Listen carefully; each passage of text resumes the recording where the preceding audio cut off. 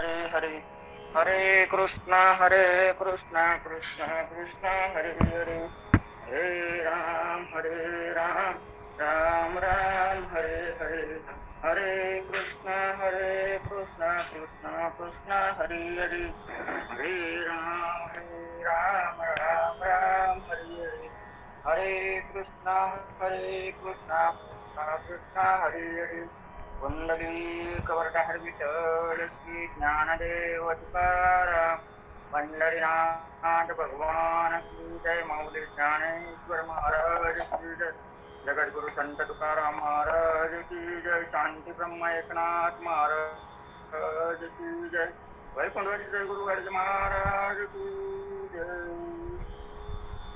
घेई घेई माझे वाचे गोड नाम विठोबाचे, तुम्ही ऐकावे तुम्ही झारे डोळे सुख पहा विठोबाचे मुख, तुम्ही ऐका रे कान माझ्या विठोबाचे गुण, मनात ते धाव घेई आहे विठोबाचे पायी, तुका म्हणे नको सोडूया केशवा, तुम्ही झारे डोळे सुख पहा विठोबाचे मुख. विठ्ठल विठ्ठल विठ्ठल विठ्ठल विठ्ठल. हो, प्रस्तुत प्राप्त प्रसंगी सेवेसाठी घेतलेला अभंग जगद्गुरु जगदवंदनीय प्रवचन रूपी सेवेसाठी घेतलेला अभंग जगद्गुरु जगदवंदनीय श्री देऊळगाव निवासी आणि सर्व संतांमधील श्रीमंत असे संत श्री जगद्गुरु तुकोबाराय यांचा हा 5 चरणाचा अभंग, आणि या चरणाच्या अभंगांच्या माध्यमातून काय सांगतात जगद्गुरु तुकोबाराय, तर आपल्या इंद्रियांना उपदेश करीत आहेत, आणि या उपदेशाप्रसंगी जगद्गुरु तुकोबाराय आपल्या मानवी देहाला काय सांगतात, तर की आपण ह्या इकडे तिकडे न भटकण्याऐवजी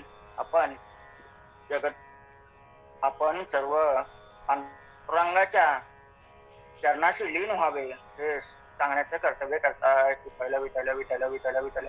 हो, सेवेला सुरुवात करण्यापूर्वी वक्त्याचं आद्य कर्तव्य आहे की थोडस परिहार देणं, आणि ते परिहार म्हणजे माझं पूर्ण नाव हरिभक्त परायण भावेश सदाशिव शिंदे, माझं गाव सवेणे, तालुका खेड, जिल्हा रत्नागिरी, कोकणामधून आहे मी.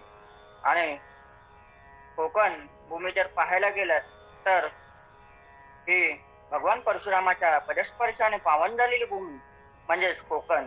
माहीमगडावरती आजही तपश्चर्येला उपस्थित असणारे भगवान परशुराम, आणि या परशुरामांच्या चरणाने पदस्पर्शाने पावन झालेल्या भूमीमधून आज मला रामकृष्ण हरी, अर्थातच रामकृष्ण हरी आणि रघुनाथ फाउंडेशन वशिष्ठ गुरुकुल या ग्रुपमध्ये मला ही प्रवचन रूपी सेवा करण्याची संधी दिली, त्याबद्दल मी सर्व भाविक भक्तांचे ऋण व्यक्त करतो. तसेच सर्व भाविक भक्तांच्या चरणावरती नतमस्तक होतो. मस्तक हे पायावरी या वारकरी संतांच्या.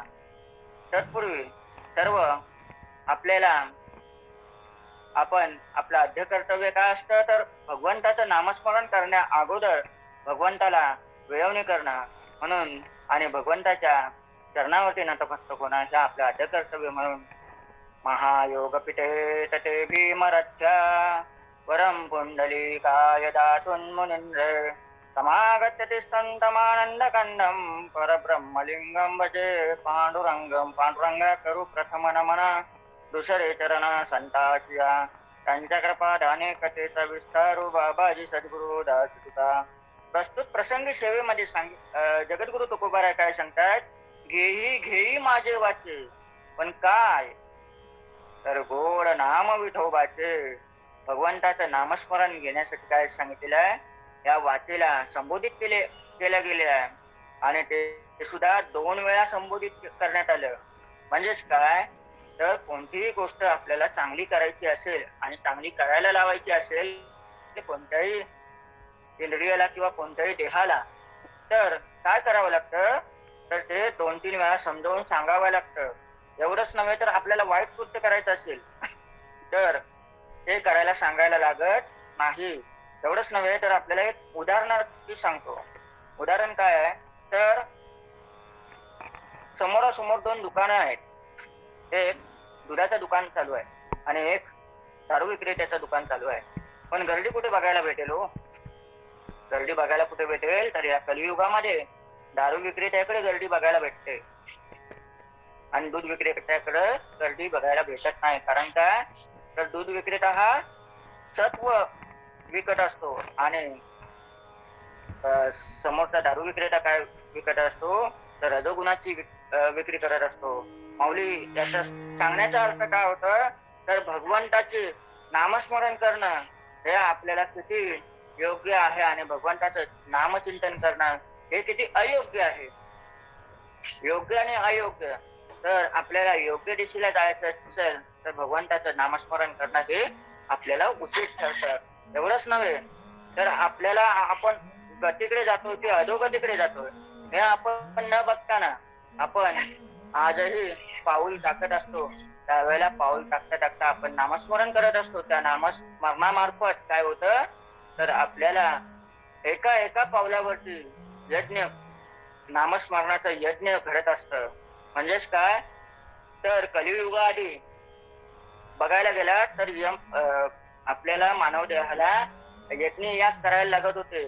परंतु आता जर यज्ञ याग करण्याऐवजी जर आपण ह्या पंढरीच्या वाटेवरती जर चाललो ना माऊली, तर सगळ्यांना आपल्याला यज्ञाची प्राप्ती होते.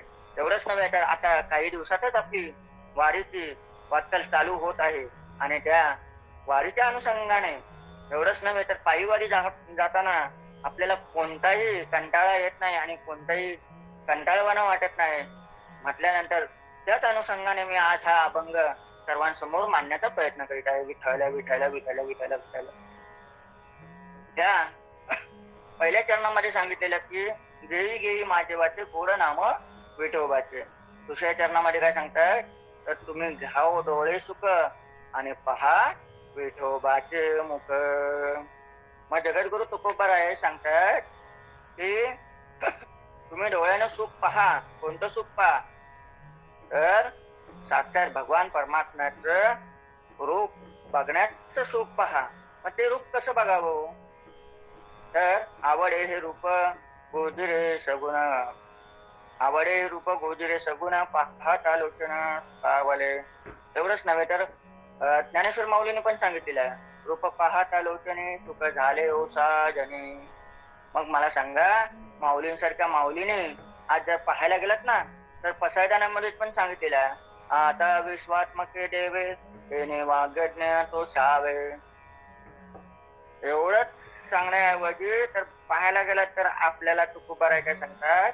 तर माझ्या पालखीच्या पाठीमागे तुम्ही चालत असताना कोणतीही कटुता बाळगू नका आणि कोणताही हव्यास बाळगू नका. न बाळगता तुम्ही जर माझ्या पालखीच्या पाठीनं जर चाललात ना तर तुम्हाला येणारे याग म्हणजे काय? तर तुम्हाला होणारे त्रास ते मी बाजूला करून तुम्हाला मी सद्गतीला नेण्याचा प्रयत्न करेन. पण कसं काय? तर आपण तन मन धनाने जर भगवंताच्या नामस्मरणात उतरलो तरच आपल्याला भगवंत आपली साथ करू शकतो. एवढंच नव्हे तर सांगण्याचं तात्पर्य काय? तर तुम्ही घ्या डोळे सुख. महात्मा गांधींची 3 माकडे होती. एक माकड काय? तर डोळ्यावरचे हात ठेवत होता. दुसरा माकड काय सांगायचा? तोंडावरचे हात ठेवायचा. आणि तिसरा माकड कानावरचे हात ठेवायचा. ह्याच्या पाठीमागे काय रहस्य आहे? तर एक माकड तोंडावरती हात ठेवायचा. तो संबोधित काय करत होता? तर तुम्ही तोंडाने कोणालाही वाईट बोलू नका. दुसरा माकड काय सांगायचा? तुम्ही कानाने कोणाचंही वाईट ऐकू नका.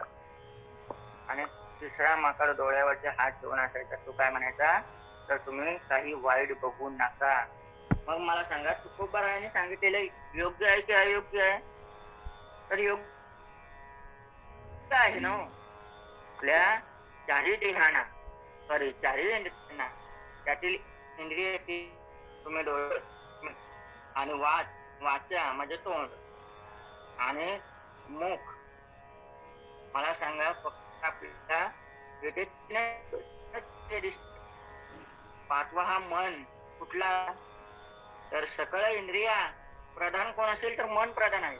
सकळ इंद्रिया मन हे प्रधान असो, तो पुढचा भाग आहे. परंतु आपण डोळ्याने काय करायला पाहिजे, डोळ्याने पंढरीची वाट चालत असता पंढरीच्या वाटेवरती जो कचरा असतो तो आपण हाताने बाजूला करून आपण जर खरोखरच पायवाट चाललो ना, तर आजही आपल्याला त्या पाऊल वाटेवरतीच आपल्याला भगवंताची प्राप्ती झाल्याशिवाय राहणार नाही. एवढंच नव्हे तर गाडगे बाबांनी पण सांगितलेलं आहे काय, पहिल्यांदा स्वच्छ करा गाव, नंतर स्वच्छ करा सर्वांची मडकी. मडकी कसली, तर मडकी जी आहे डोक्यात ज्या आपल्या काही हात नाही शिल्लक, ती मडकी साफ करण्याचं काम कधी बाबा करायचे, तर संध्याकाळी कीर्तनाच्या माध्यमातून किंवा प्रवचनाच्या माध्यमातून बाबा संध्याकाळची मडकी साफ करायची. कोणाची मडकी साफ करायची, तर सर्व मानवी रूपी देहांची.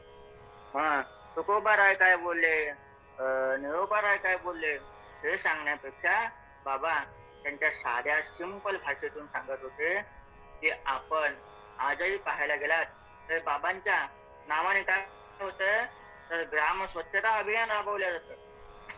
मग ती स्वच्छता आणि तीच आठवता कसली लागलेली आहे आपल्याला, तर आता पंढरीच्या वाटेची लागलेली आहे.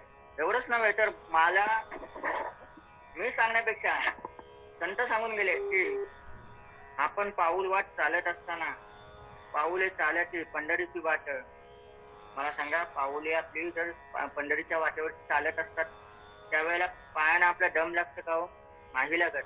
तर आस लागलेली कशी असते, तर माऊलीच्या आणि भगवंताच्या नामस्मरणाची आणि भगवंताच्या नामचिंतनाची. एवढंच नव्हे तर आता काही वर्षाने आपल्याला पंढरपुराचं कायापालट झालेलं पण दिसणार आहे. मग मला सांगा माऊली, आपण ह्या पंढरपूर मध्ये जात असताना कुठल्या ह्याच्याने जावं, तर पैशाच्या हेतून जावं का, नाही. काय आपल्याला मिळेल म्हणून जावं का, नाही. मग भगवंताकडे काय मागण्यासाठी म्हणून जावं का, नाही. तर तुकोबारायाने पण सांगितलेलं आहे, तुकोबारायांचं कर्ज झालं भगवंतावरती. त्यावेळेला भगवंताने काय विचारलं, भगवंताने सांगितलं तुकोबाराय आता तरी मला माझ्याजवळ काहीतरी मागा. म्हणून तुकोबारायाने काय मागितलं, हेची दान देगा देवा तुझा विसर न व्हावा, गुणगायिना वडी माझे सर्व डोळे, न लगे मुक्ती धन संपदा संत संग देही सदा. खरोखरच मी सुद्धा आजही सर्व संतांच्या चरणावरती नतमस्तक ठेवतो. कारण काय, तर ज्योतिताईंसारखा मला संत संघ मिळाला म्हणून आजही कोणत्याही व्यासपीठावरती जायचं झालं, कधी तयारी असो अगर नसो, तरी तयारी नसताना सुद्धा प्रवचन किंवा कीर्तन करण्याची हिंमत देणारी कोण असेल तर माझ्या ज्योतिताईसारखी कोणीही ताई. त्या ताईच्या आचरणावरती नतमस्तक होतो. एवढंच नव्हे तर पुढे काय करावं, तर तुम्ही पहा डोळे सुख ज्या परत डोळ्यांना सांगितलेलं आहे तुम्ही विठ्ठलाचं दर्शन घ्या. मग कानाने काय करायचंय, तुम्ही ऐका रे कान माझ्या विठोबाचे गुन्हा. कानाने काय ऐकायचं, तर विठ्ठलाचं नामस्मरणच ऐकायचं आणि विठ्ठलाचंच गुणगान ऐकायचं. मग विठ्ठलाचं गुणगान ऐकण्याने काय फायदा आहे हो, आपल्या भक्तीमध्ये नवविधा भक्ती आहेत. नवविधा भक्तीमध्ये श्रवण भक्ती ही सर्वात थोर मानल्या जाते. एवढंच नव्हे तर अधिक मास ग्रंथामध्ये सुद्धा सांगितलेले आहे, श्रवण केलेले कीर्तन जर पुनश्च आपल्या मुखामध्ये जर आलं तर त्याची भक्ती पूर्ण सफल झाली असं भगवान त्याने सांगितलेलं, भगवंताने सांगितलेलं आहे. कृष्णाने सांगितलेलं आहे रुक्मिणीला की बाबा जर ज्या भक्ताने माझं कीर्तन नामस्मरण ऐकलं आणि त्याच्या मुखात परत आलं ते तरच त्याची भक्ती श्रवण भक्ती पूर्ण झाली आणि पूर्णत्वच केली असं म्हटलेलं आहे. परंतु आपण श्रवण करताना आपल्या मनाला खाण्याची सवय आहे. आपण आता आहोत तिथे, पण साक्षात आपण जर टाइम पडला ना, कीर्तन ऐकतोय, प्रवचन ऐकतोय, खरी गोष्ट आहे, परंतु ऐकता ऐकता आपण कुठे जातो क्षणात ते कळत नाही. म्हणून तुकोबारायांनी सांगितलेलं आहे, क्षणोक्षणा हाती करावा विचार, करावया पार भवसिंधू. हा जर भवसिंधू आणि भवसागर जर आपल्याला तरुण जायचं असेल तर काय करावं, तर भगवंताचं नामस्मरणच करावं. पण ते कसं करावं? आवडीने करावं. कसं करावं? आवडीने करावं. आवडीने भावे हरिनाम घेशी, तुझी चिंता त्याची सर्व आहे. नको खेद करू कोणाच्या गोष्टीचा, पतिलक्ष्मीचा जानत ते.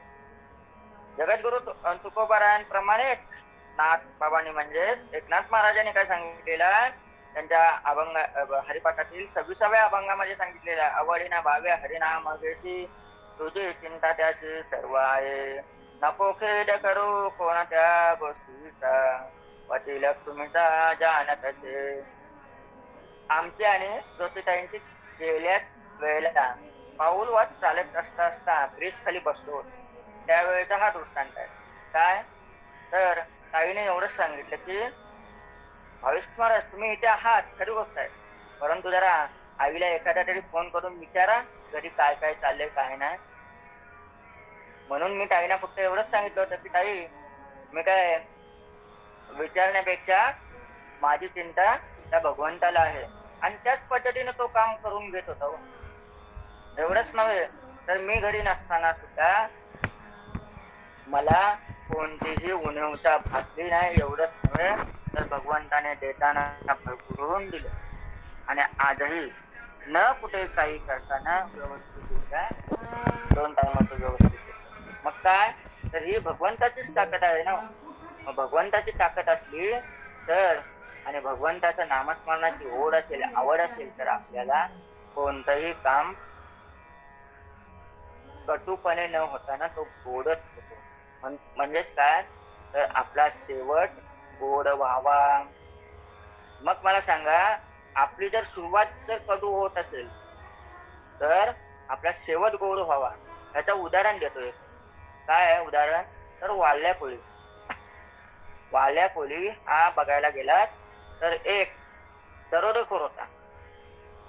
दरोडेखोर म्हणजे एवढा दरोडेखोर की तो सब म्हणजे 7 रांजणं भरली, पण ती कोणाच्या पातकामध्ये जेवढी रांजण भरले ती पूर्ण ब्राह्मण हत्येची. म्हणजे काय तर त्याने ब्राह्मण हत्येचं पातक एवढं केलं की बस रे बस. आणि ज्या वेळेला त्याचं 7वं रांजण भरलं त्यावेळेला त्याला संत संघ झाला. कोणाचा संघ झाला? तर संत संघ झाला. आणि त्या संत संघातून काय झालं तर नारद मुनीने संत संघ त्याला प्राप्त झाला.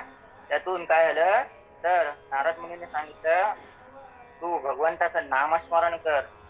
मग काय सांगितलं त्याला तर त्याला राम राम घ्यायला सांगितलेलं. तर त्याच राम राम न घेता घेता राम राम राम राम राम राम राम रामचं राम राम रूपांतर झालं. आणि एवढंच नव्हे तर त्या सुक्या झाडाखाली बसलेलं होतं, त्या सुक्या झाडाला सुद्धा पालवी फुटली. म्हणजेच काय तर नाम घेता कोणही वाया जात नाही. एवढंच नव्हे कुठली पाषाणाला सुद्धा पाने फुटतात. म्हणजे एवढी नामस्मरणामध्ये ताकद आहे. म्हणून आपण जर कानाने श्रवण करत असतो ते श्रवण कसं करावं आणि कुठल्याच अर्थाने करावे याच्यावरती सुद्धा आपलं प्रभुत्व असणं आवश्यक असतं. एवढंच नव्हे तर भगवंताचे नामस्मरण करताना, भगवंताचे नामचिंतन करताना आपल्याला कोणतेही आपलं मन तिकडे तिकडे विचलित न करताना आपण व्यवस्थित जर नामस्मरण केलं, नामचिंतन केलं, तरच त्याला फळप्राप्ती मिळते. एवढंच नव्हे तर भगवंताचं नामस्मरण करत असता असता आपण उपदेश कोणाला करावा. गीतेमध्ये सांगितलेलं आहे, उपदेशोयिना मूर्खानां प्रकोपायं शांतये. जर आपण उपदेश मूर्खाला जर करायला गेलो ना, तर तो आपल्यावरती तावातावानेच, म्हणजेच काय, तो भांडणाच्या दृष्टिकोनातून नक्कीच आपल्यावरती ताव टाकत येणार. मग तो त्या मूर्खाला तुम्ही उपदेश करण्याऐवजी आपल्या अशा चांगल्या व्यक्तींना उपदेश करावा, हे आपल्याला गीतेमध्ये सांगितले गेलेलं आहे. मग एवढंच नव्हे तर पाहायला गेलं तर गीतेमध्ये घेण्यासारखं भरपूर आहे. गीता काय शिकवते, तर आपल्याला कसं जगावं हे शिकवते. माऊली गीता आपल्याला पूर्ण जगण्याचा मार्ग दाखवते. आणि भक्ती योगामध्ये 12व्या अध्यायामध्ये सांगितलेलं आहे काय, तर आपण कसं आचरण करावं हे 12व्या अध्यायामध्ये भक्ती योगामध्ये सांगितलेलं. भक्ती कशी करावी हे सुद्धा सांगितलं गेलेलं आहे. 12व्या अध्यायातील पहिल्या श्लोकामध्ये सांगितलेलं आहे, एवं सतत युक्ताये भक्तान् त्वा पर्युपासते. मला सांगा, पहिल्या श्लोकामध्ये काय सांगितलं, एवं सतत युक्ताये भक्तान् त्वा पर्युपासते. माझं चिंतन नामस्मरण सतत करणाऱ्या भक्तावरती मी भक्ताच्या सदैव पाठी राहील.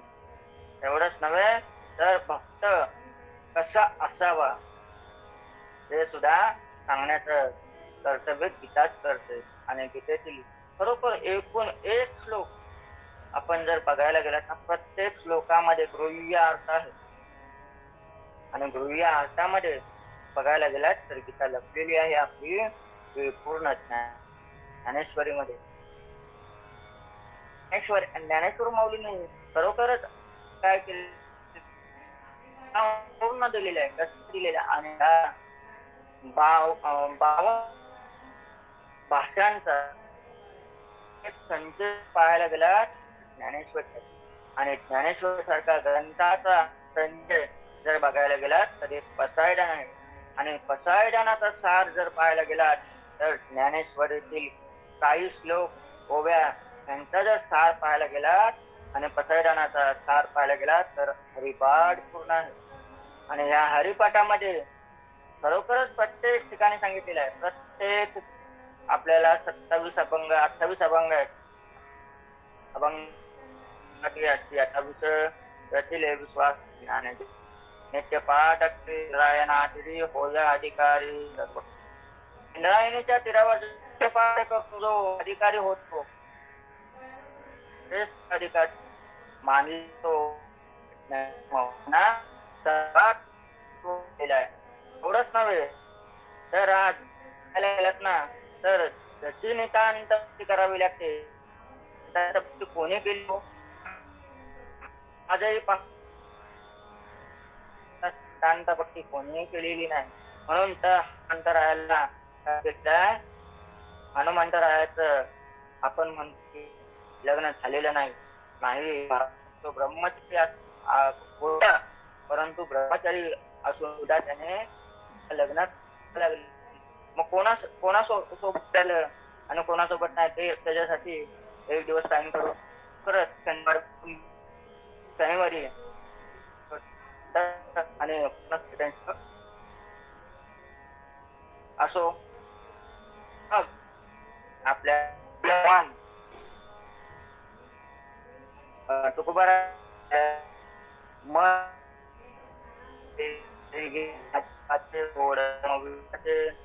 तुम्ही घ्या रे डोळे सुख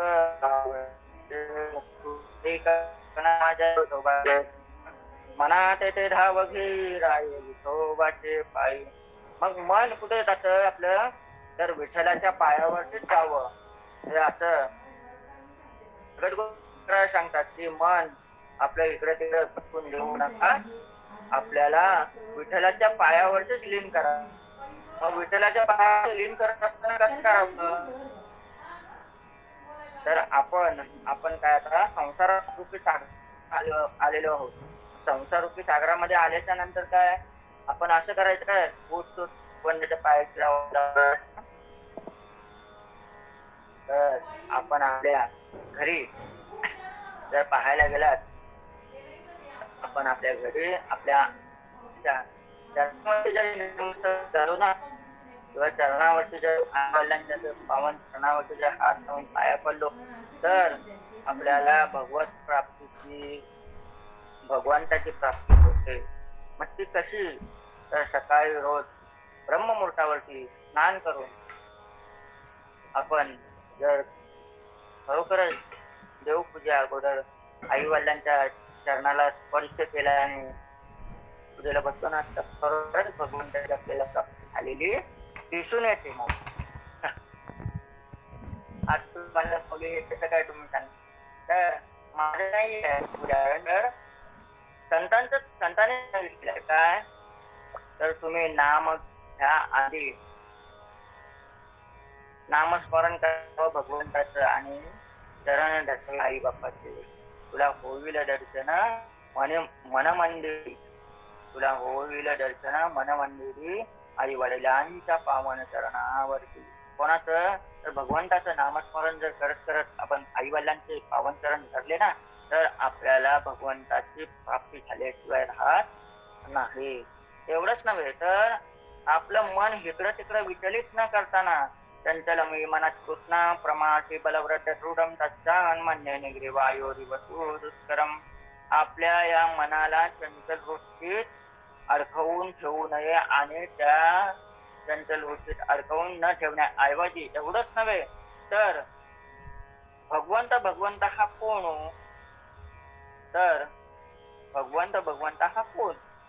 हा आपला मन एवढा चंचल आहे की या मनाला आपण अजिबात आवर घालू शकत नाही. म्हणजेच कसं काय, तर आपण माकडाला खरोखरच सांगितलं की एका झाडावर तू बसून राहिलास, तिथेच बसून राहा, तर तो माकड बसून राहू शकतो का? नाही. तो एका झाडावरून दुसऱ्या झाडावर जाणारच. एवढंच नव्हे, तर हवेला आपण हातामध्ये पकडून ठेवू शकतो का? नाही. हवा सुटली किती सोसाट्यानेच पुढे जाणार. तसंच आहे. परंतु आपल्याला आपलं मन जर खरोखरच ताब्यात ठेवायचं असेल, तर पवित्र गळ्यामध्ये तुळशीची माळ, गोपी चंदन टिळा, हृदयी कैवया वैष्णवांत. जर आपण वैष्णव झालो आणि भगवंताच्या नामस्मरणात विलीन झालो, तर आपल्याला कोणतंही काम करणं अशक्य नाही. अशक्यही शक्य करतील स्वामी, असं स्वामी वचन आहे. एवढंच नव्हे, तर रामदास स्वामी सुद्धा सांगितलेलं आहे, आपलं मन मना सज्जना भक्ती पंथेची जावे, तरी श्री हरी पाविजे तो स्वभावे. मग आपलं मन कुठे वळवावं? तर आपलं मन भक्तीमध्येच वळवावं. आणि भक्ती कसली हो? भक्ती कोणाची? तर भगवान परमात्मा पांडुरंगाची भक्ती करावी. मग कशी काय करावी? पैसे देऊन की पैसे घेऊन? आजकाल कारण काय, बरेच कीर्तनकार, आमची बिडाई किती आहे? 50,000 आहे. 50,000, 10,000, 5,000, 7,000. हे काय चाललंय? अहो, तुका म्हणायचे जातीचे येडे गबाळ्याचे का म्हणू हे. एवढंच नव्हे, तुकाराम महाराजांनी काय सांगितलेलं आहे आणखीन, देती घेती हे नरका जाती. मग आज जर पाहायला गेला, तर नरकामध्ये जाण्याऐवजी आपल्याला जर सज्जन संगती करायची असेल, संत संगतीच्या मार्गाने जर चालत असू, आणि संत संगतीच्या मार्गाने चालत असता आपल्याला भगवान परमात्म्याची जर जाणीव करून घ्यायची असेल, तर आपण पैसे न घेता भगवंताचं नामस्मरण जर केलं ना, तरच ते आपल्याला कुठेतरी चांगल्या मार्गावरती घेऊन ठेवू शकतं. एवढंच नव्हे, तर नरकात जाण्याच्या ऐवजी आपल्याला वैकुंठामध्ये प्राप्ती होते. हा, तुम्ही जा, करा, नाही माहित नाही मी, परंतु मानधन घ्यावं. किती घ्यावं? त्याला सुद्धा हे आहे, आपल्याला जर लागत असतील, येण्या जाण्यासाठी लागतात की 2,000, आणि तिथे आपण जर 10,000 घेत असो, तर चुकीचं आहे मौली. फक्त सर्वांना संदेश करण्यासाठी किंवा कोणाला कटुता वाटण्यासाठी मी बोलत नाही, तर खरोखरच तुकाराम महाराजांचं प्रमाण आहे. आणि कोणी अभंग गाथा उघडून पाहावं. अभंग गाथेमध्ये तुम्हाला तुकामाने जे पाय ते एडे गबाळीचे काम एवढंच नव्हे. कोणाचा आवाज येतोय? असो, भगवंताचं नामस्मरण करत असताना कोणत्याही मनात किंतु परंतु ठेवू नये.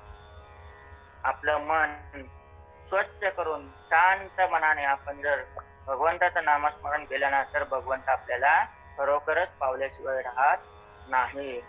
मग देवाचा देव पण कसं समजावं? तर आपण कोणतंही कार्य करत असतो, त्यावेळेला कार्य करत असताना भगवंताचं फक्त विठ्ठल विठ्ठल करून जरी नाव घेतात ना, तरी आपल्याला कोणताही मार्ग खुला झाल्याशिवाय राहत नाही. एवढंच नव्हे, तर एक उदाहरण देतो. एक डॉक्टर होते आणि डॉक्टरांची आई आणि डॉक्टर दोघे जण घरी होते. आणि ते घरी असता असता डॉक्टर कामावरती निघून गेले दवाखान्यामध्ये, आणि नोकर घरी. आणि डॉक्टरांच्या आईला अचानक अटॅक आला. असता डॉक्टरांच्या नोकराने डॉक्टरांना फोन केला की तुमच्या आईला असं असं झालेलं आहे, दवाखान्यात घेऊन येत आहोत. तितक्यात आईला काय राहावे ना, म्हणून आईने मुलाजवळ फोन देण्यास सांगितलं. आणि मुलाजवळ बोलत असता डॉक्टरांनी काय सांगावं, तर आई तू गाडीमधून येत असता फक्त भगवंताचं नाम स्मरण घेत तू या दवाखान्यापर्यंत आपल्या ये. मग भगवंताचं नामस्मरण कसं? तर पूर्ण मुखाने विठ्ठल आणि हाताने टाळी. याच कारण काय पुढे सांगत जातो. काय माहितीये माऊली, आपण जर पाहायला गेलात ना, तर विठ्ठल या नामात किती ताकद आहे आणि टाळीमध्ये किती ताकद आहे ती सुद्धा आपल्याला ह्याच्यामध्ये कळते. मग डॉक्टरांनी सांगितलं की तुम्ही नामस्मरण करत या. नामस्मरण करत जात असताना पूर्णपणे दवाखान्यामध्ये गाडी पोचली.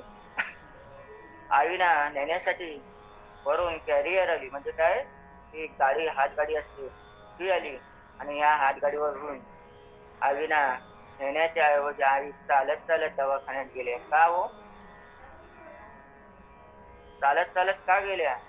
तर ही भगवंताच्या नामस्मरणाची ताकद. म्हणजेच काय, तर आपलं जे ब्लड सर्क्युलेशन करण्याचं काम कोण करत? तर विठ्ठल नाम करत. आणि फट हा टाळीतून आवाज येतो ना, त्यावेळेला आपल्या हातांवरती ज्यावेळेला आघात होतात आणि ह्या नसा मोकळ्या करण्याचं काम टाळी करत असते. म्हणून सर्वांनी मुखाने नामस्मरण आणि मुखाने नाम आणि हाताने टाळी असं नामस्मरण करत जावं. आणि भगवंताचं नामस्मरण करत असता आपल्याला कोणतंही काम अशक्य काम शक्य केल्याशिवाय राहत नाही.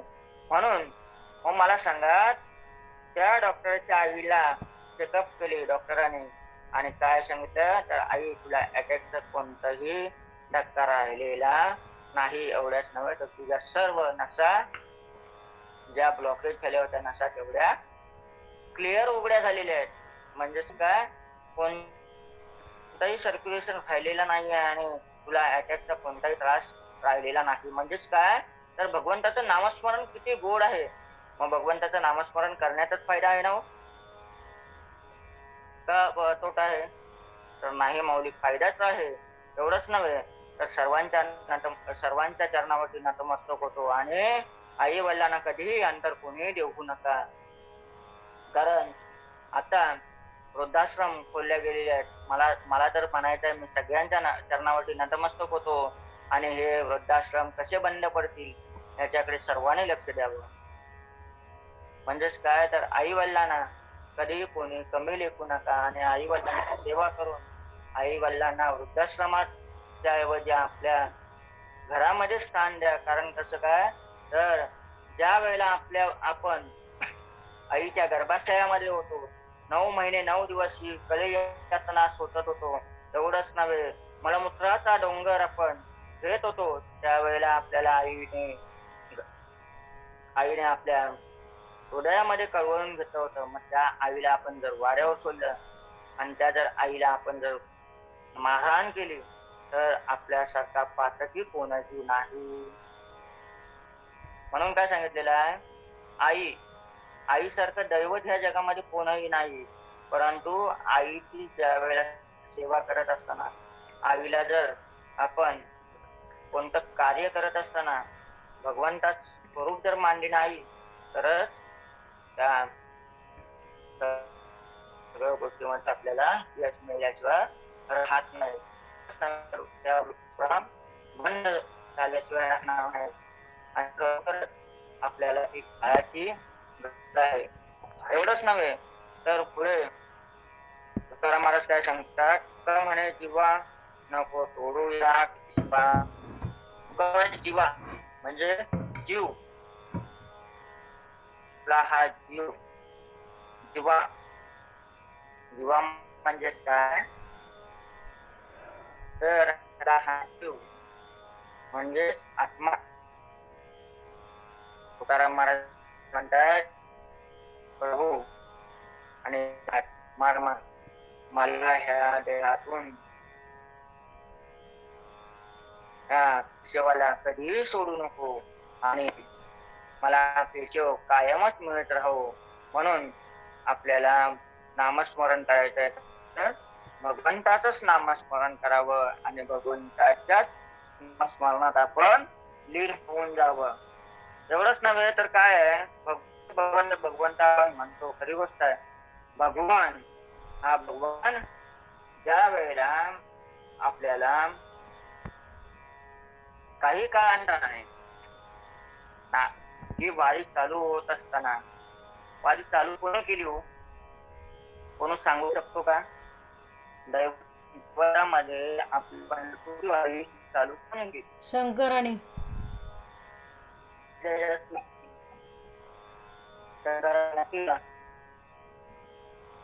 नक्की का? हो भावेश महाराज, तुमचा आवाज तुटतोय की. मगाच्या आतापर्यंत येत होता व्यवस्थित, पण आता रेंज म्हणजे तुटक येतोय आवाज. बर मग भगवंताने त्यावेळेला आपल्याला म्हणजे शंकराने वारी चालू केली. मग शंकराने वारी चालू केली, परंतु शंकराला आढळ स्थान मिळालेलं. शंकराला आढळ स्थान कोणतं मिळालेलं हे आपल्याला कोणालाही ज्ञात नाही. एवढंच नव्हे, आपण वारकरी आहोत. खरोखरच भगवान परमात्मा श्री पांडुरंगाची आपण 1 वर्ष तरी महापूजा घालावी. महापूजा जर घटलीत ना तर खरोखरच आपल्याला शंकराचं आढळस्थान कुठे आहे ते बघायला मिळतं. एवढंच नव्हे तर शंकराचं आढळस्थान त्याच्या मस्तकावरती आहे. आजही पाहायला गेला तरी भगवंत योगी 28 विठेवरती उभे आहेत. मग विठेवरती उभे आहेत, खाली कोण आहे? विठेच्या तर विठेच्या खाली कळी डललेला आहे. परंतु कळीचा प्रवाह हा आपल्याला कायमच भोगावा लागतोय. काय तर कलियुगे. मला सांगा, कलियुगाची ही प्राप्ती, उन्नती आणि गती दिवसांदिवस वाढत चाललेली आहे. परंतु तरी सुद्धा आपण नामचिंतन करत असता आपल्याला आपल्या करण्याची छान गरज आहे. मग ते नितांत गरज आपल्याला आपलं गुणा फाउंडेशन आपली ही गरज भरून काढत आहे. आणि ही गरज नव्हे तर आपली काही वारकरी आपण ह्या वारीमध्ये ते सहभाग होत नाही ही खरोखरच आपली आहे. वारीमध्ये भले तुम्हाला पूर्ण दिवस नाही चालायला मिळत असेल, परंतु भावेश महाराज आवाज आपण तुटतोय, महाराज पायी आवाज तुटतोय. भावेश महाराज आवाज तुटतोय, रामकृष्ण आवाज स्पष्ट येत नाही. नाही, रेंज मध्ये या ना जरा. ओके. बाहेर रेंज मध्ये या ना. आता येते काय रामकृष्ण हरी? हा आता येतोय. हॅलो. हा येतोय, आता येतोय. तुका म्हणे जीवा नको सोडूया केशवा.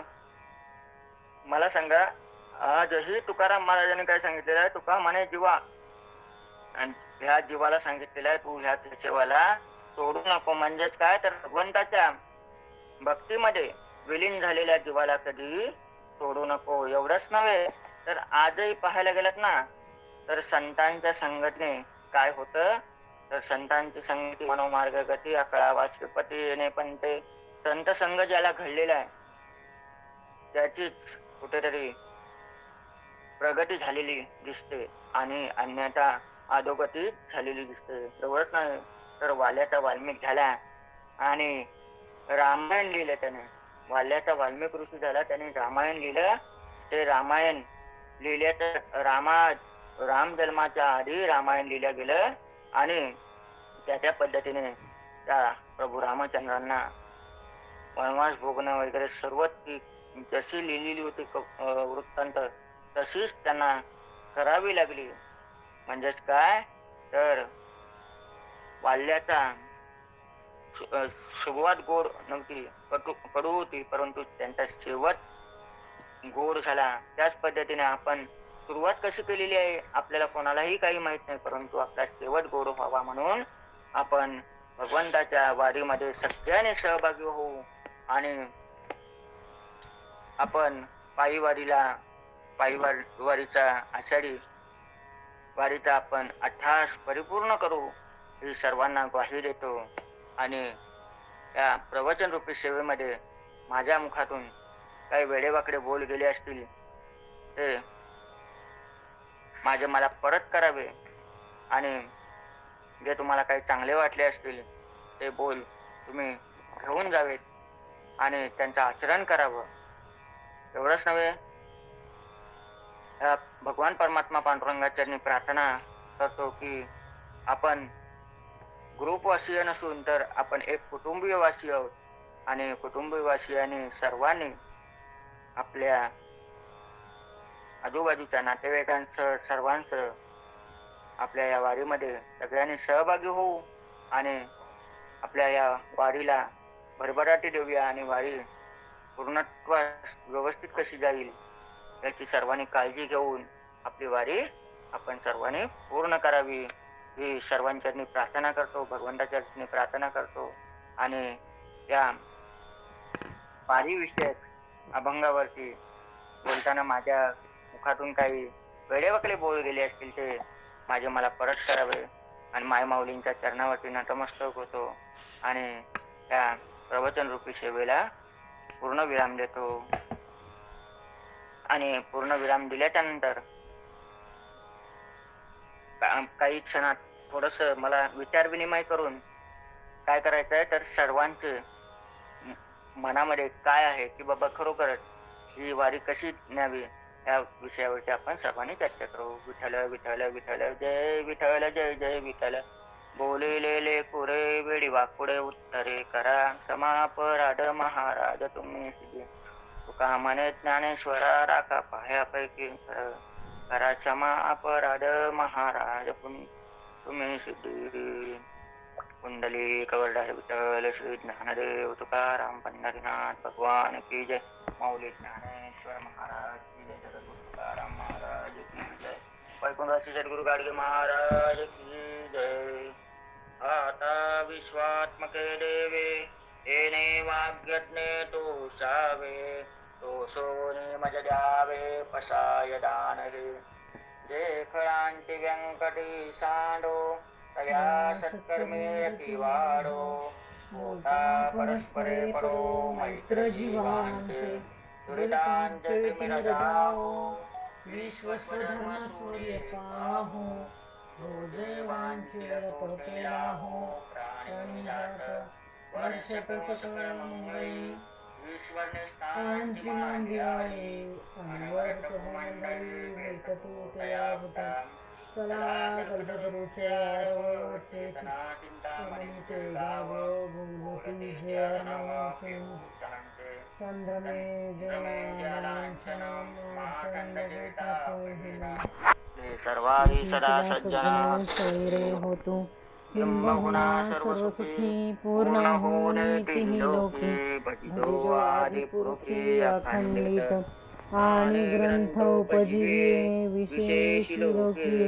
दृष्टादृष्टिजे होवावे वेतमने श्री विश्वेश्वरा हो हा होईल दान पसावो येणे वरे ज्ञानदेव सुखिया झाला येणे वरे ज्ञानदेव सुखिया झाला येणे वरे ज्ञानदेव सुखिया झाला पुंडलिक वरदा विठ्ठल श्री ज्ञानदेव तुकाराम पंढरीनाथ भगवान की जय माऊली ज्ञानेश्वर महाराज की जय जगद्गुरु तुकाराम महाराज की जय।